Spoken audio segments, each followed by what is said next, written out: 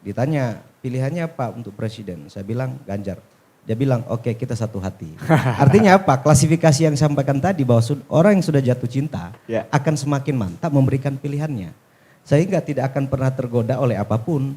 Mau serangan fajar 200 ribu, 300 ribu, 500 ribu. Dia akan cinta mati.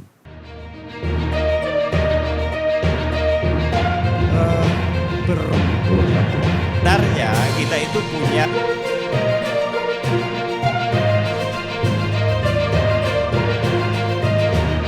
tanggapan bisa KPU Kabupaten Kota.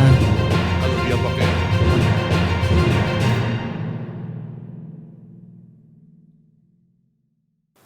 pengutusan ketol banget ke Prabowo katanya. Silakan gimana dari Jokowi, dari Ganjar Pranowo. Nah ya, terima kasih Bang Agus. Pertama, sebagai kader Hanura sejati, akan melaksanakan perintah Ketua Umum untuk memenangkan Ganjar Pranowo.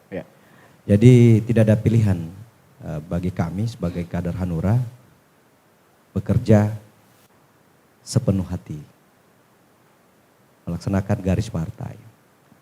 Kemudian kalau efek ekor jas ini kita mengharapkan plus, artinya berpengaruh ke partai, berpengaruh juga ke caleg. Tapi juga jangan lupa bahwa ada minus. Kalau bicara plus, maka harapannya adalah satu, orang yang sudah jatuh hati 100% Hanura, maka akan semakin mantap memberikan pilihannya. Jadi tidak akan pernah tergoda oleh serangan apapun, seperti yang disampaikan Bang Kibrani tadi, serangan fajar dan lain-lain. Yang kedua, pemilih yang masih ragu-ragu atau setengah hati, kemudian dengan Hanura mendukung Ganjar Pranowo, maka akan menjatuhkan hatinya kepada Hanura. Yang terakhir adalah pemilih yang memang sama sekali belum menjatuhkan pilihan.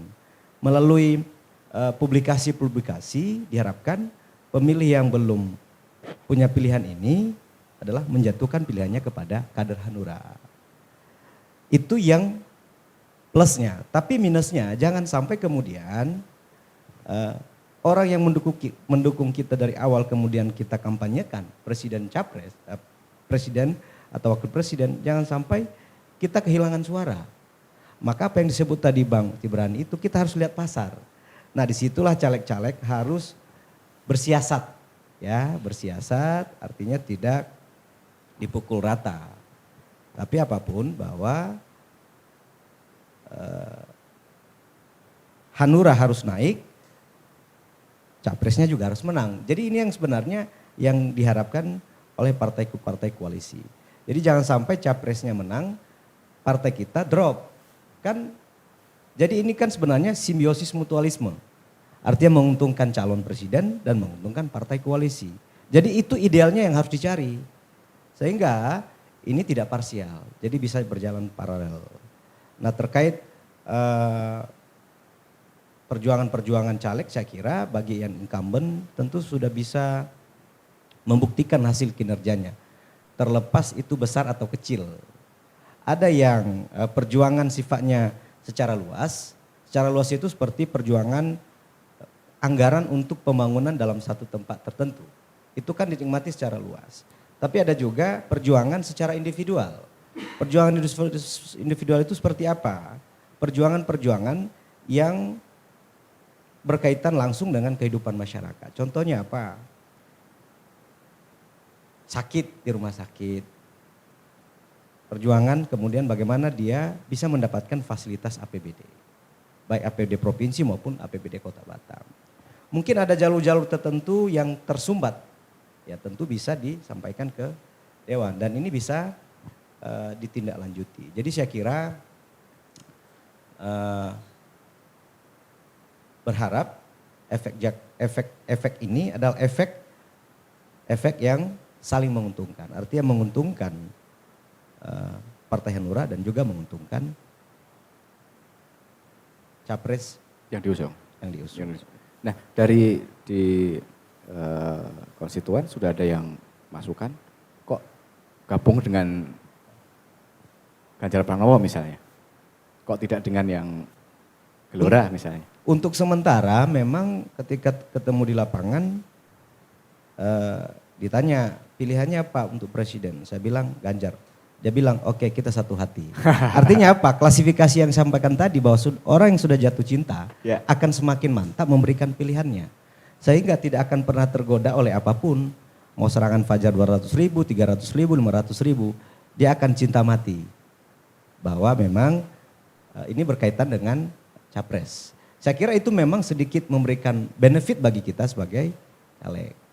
Itu tadi, cuma itu tadi yang perlu diwaspadai itu adalah ketika ada yang dianti dengan capres tertentu. Ya. Ya, artinya bahwa tidak semua juga orang Sama pilihan. sama pilihannya. Sehingga jangan sampai pada pilihan level tinggi, kemudian di level bawah kita misalnya caleg-caleg ini juga berpengaruh. Tentu saya sepakat apa yang disampaikan Pak Ibrani tadi bahwa perlu siasat, perlu market. Jangan kita pukul rata. Ternyata di sini suaranya yang suka Prabowo, kita paksakan misalnya Ganjar. Kan tidak relevan itu. Ya. Nah tentu ya caleg harus pandai-pandai lah. Tapi tentu paling penting bahwa sebagai kader partai tidak boleh menyimpang.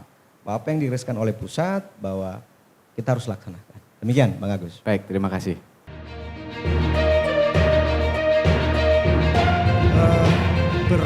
Sebenarnya kita itu punya